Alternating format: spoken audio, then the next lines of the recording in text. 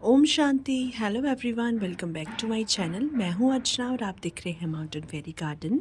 तो फ्रेंड्स, जनवरी और फरवरी का मंथ प्लांट्स के लिए बहुत ही अच्छा होता है। क्यों?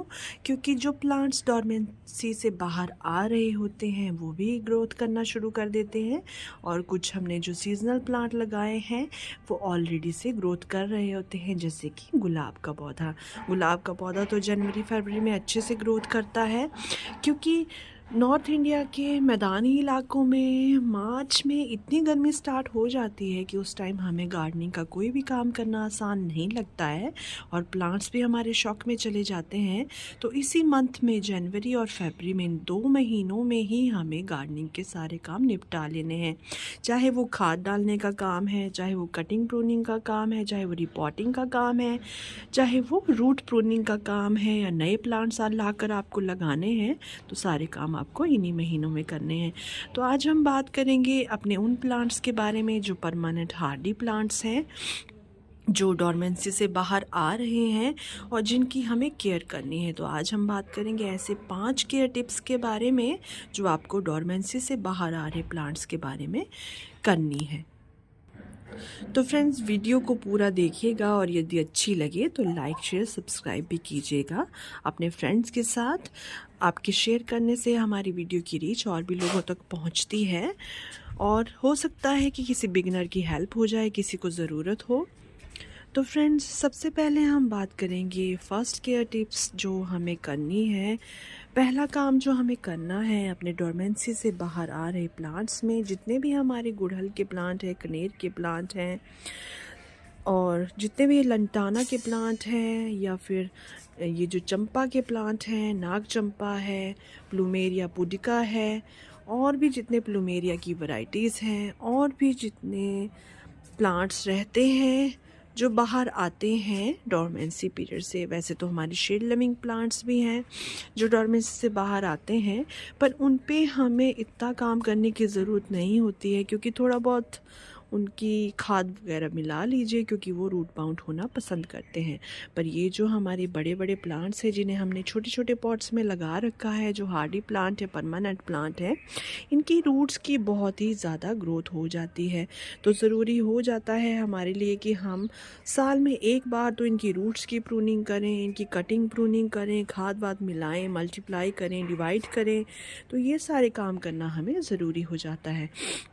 तो सबसे पहला काम है जो हमें अपने परमानेंट प्लांट्स में करना है, सबसे पहले हमें इनकी कटिंग करनी है, और जो कटिंग हमें मिल जाए उनको हमें ग्रो भी कर लेना है साथ के साथ।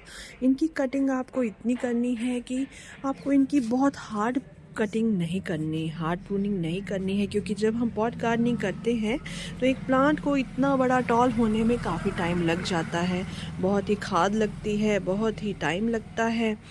तो अगर आप उसको कट कर देंगे तो वो प्लांट फिर से इतना बड़ा होने में बहुत टाइम लेता है, तो फिर उसमें फ्लावरिंग कब होगी? तो इसीलिए आपको पॉट गार्डनिंग में हमेशा थोड़ी थोड़ी कटिंग प्रूनिंग करनी होती है। अगर आपको ज़रूरी लगे तभी आपको हार्ड प्रूनिंग करनी होती है। तो सबसे पहले आपको इनकी कटिंग प्रूनिंग कर लेनी है, ये है पहला काम। और दूसरा काम क्या है, दूसरी केयर टिप्स है कि कटिंग प्रूनिंग करने के बाद आपको अपने प्लांट की रिपोर्टिंग करनी है। रिपोर्टिंग करने के लिए जब आप इसे बाहर निकालेंगे पॉट से, तो आपको तीसरा काम भी साथ में ही कर लेना है, आपको इसकी रूट की प्रूनिंग भी कर लेनी है। क्योंकि देखिए, पहले से इसका रूट बॉल इतना बड़ा हो चुका है 1 साल में, कई बार हम 2 साल में भी किसी प्लांट की रूट की प्रूनिंग करते हैं। तो ये टोटली आप पे डिपेंड करता है कि आप क्या करना चाहते हैं। मैं तो साल में इनकी रूट्स प्रूनिंग ज़रूर करती हूँ, क्योंकि देखिए इतने छोटे छोटे पॉट्स में लगे होते हैं और रूट्स को फैलने के लिए बिल्कुल भी जगह मिलती नहीं है, तो फिर ग्रोथ क्या होगी? खाद डालने की भी जगह नहीं होती है। तो हमें चाहते ना चाहते हुए भी इसकी रूट्स की प्रूनिंग करनी ही पड़ती है। तो ये 3 काम हमें करने ही पड़ते हैं। कटिंग प्रूनिंग करनी है प्लांट्स की, फिर हमें इसे पॉट से बाहर निकालना है, इसकी रिपोर्टिंग करनी है हमें, तो साथ के साथ हमें इसकी रूट्स की प्रूनिंग भी कर लेनी है। चौथा काम आपको क्या करना है, इसमें खाद मिलानी है। तो रिपोर्टिंग करने के लिए जब आप इस प्लांट को बाहर निकालेंगे, तो आपकी जो एग्जिस्टिंग सॉइल है, जो पहले से इसमें सॉइल पड़ी है, वो भी बिल्कुल बढ़िया है, फर्स्ट क्लास है। तो आप उसी में चाहें तो ½ पार्ट जितनी आपकी सॉइल है उतना आप उसमें कंपोस्ट भी मिला लें और उसी प्लांट में उसको लगा लें। और अगर आपको लगता है कि वो बहुत ही लूज़ सॉइल बन जाएगी, इन बड़े बड़े प्लांट्स को एक्चुअली में पानी की भी अच्छी खासी ज़रूरत होती है।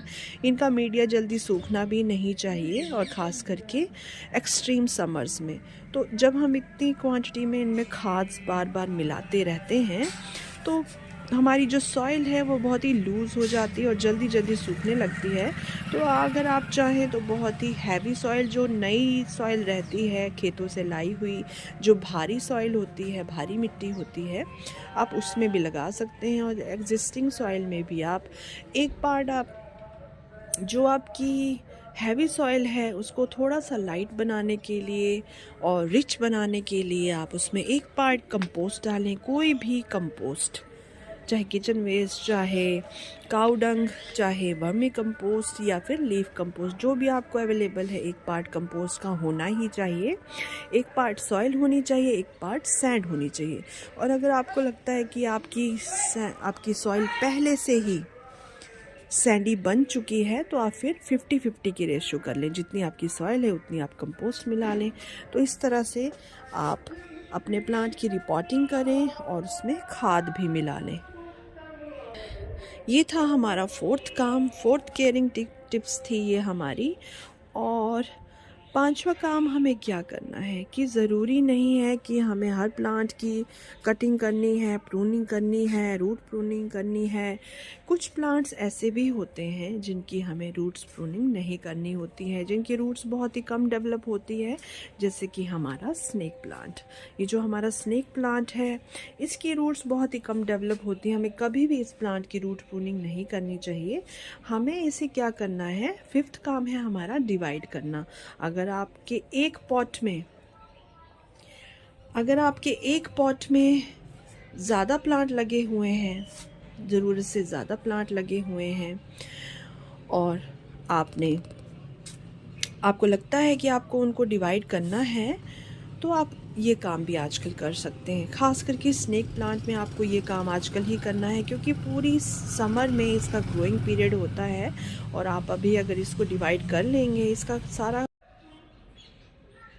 अगर आप इसका सारा वर्क कंप्लीट कर लेंगे तो फिर ये अच्छे से ग्रो करेगा समर्स में। तो ये काम इस पे आपको आजकल ही कर लेना है। और कोई आप नया प्लांट लाए हैं, उसमें भी 3 से 4 प्लांट लगे हैं, तो उनको भी आप डिवाइड कर लीजिए, उनकी भी रिपोर्टिंग कर लीजिए।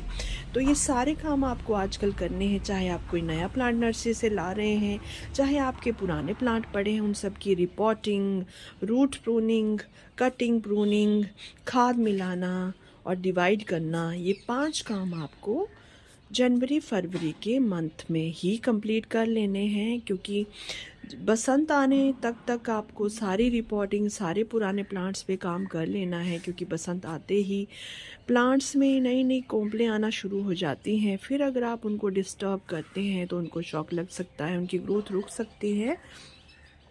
मैं आपको एक एग्ज़ाम्पल बताती हूँ।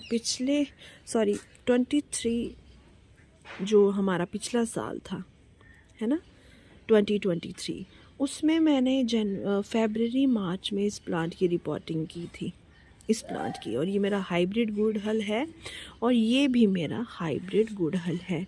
इन दोनों की मैंने रिपोर्टिंग की थी और मैं इसकी रिपोर्टिंग करने में थोड़ी सी लेट हो गई थी। मतलब गर्मियाँ तो इतनी स्टार्ट नहीं हुई थी, पर मैं थोड़ी सी लेट हो गई थी। मुझे खुद से ही लगा कि ये थोड़ा सा लेट हो गया है। तो इनको जो शॉक लगा है, हालांकि मैंने इन्हें रूट बॉल के साथ ही बाहर निकाला था, ना इनकी कोई रूट प्रूनिंग करी थी। बस जैसे मैंने रूट बॉल को बाहर निकाला वैसे ही मैंने इसको शिफ्ट कर दिया दूसरे पॉट में। एक्चुअली में सीमेंट के पॉट में लगे थे और मैंने इन्हें प्लास्टिक के पॉट में शिफ्ट किया, क्योंकि सीमेंट के पॉट बड़े भारी होते हैं, उन्हें इधर से उधर करना बहुत ही मुश्किल होता है, इसलिए। तो आज तक ये उस शॉक से उभर नहीं पाए हैं। देखिए क्या हाल है इनका। और पूरा साल ना मुझे इसमें एक भी फ्लावरिंग मिली है, ना एक भी ग्रोथ दिखाई दी है। तो ये दोनों प्लांट्स मेरे शॉक में जा चुके हैं और अब मैं सोचती हूँ कि मैं क्या करूँ इनके लिए। शायद एप्सम सॉल्ट कुछ काम कर जाए तो मैं उसको ऑर्डर करूँगी। फ़िलहाल मेरे पास है नहीं और यहाँ नर्सरीज़ पर भी नहीं मिलता है। तो ये हाल हो जाता है हमारे प्लांट्स का। तो टाइम रहते जो इनके लिए बेस्ट टाइम है उस टाइम में आपको इनकी रूट प्रूनिंग, खाद वाद डालना, इनके सारे काम कर लेने हैं और बाद में इन्हें बिल्कुल भी डिस्टर्ब नहीं करना है। तो फ्रेंड्स, ये बनाई है मैंने छोटी सी वीडियो, कैसी लगी आपको? ख़ास करके ये कोलियस का प्लांट देखिए, ये जो कोलियस के मेरे प्लांट्स हैं ये प्लास्टिक के छोटे छोटे पॉट्स में लगे हैं और समर्स में इनको सरवाइव करवा पाना बहुत ही मुश्किल हो जाता है मेरे लिए। मैं इनको बचा नहीं पाती हूँ। एक भी प्लांट में पिछली बार भी बचा नहीं पाई है। सभी की सभी प्लांट्स मैं हिमाचल से कटिंग लाई थी, वो कटिंग लगाई थी, उसी से ग्रो हुए हैं।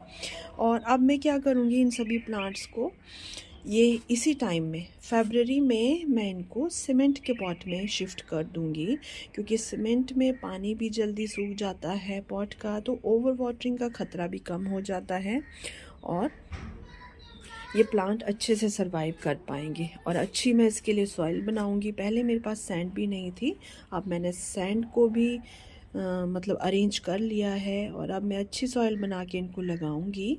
तो ये काम भी आपको सारे कर लेने हैं। आपको अडेनियम पर काम कर लेने हैं।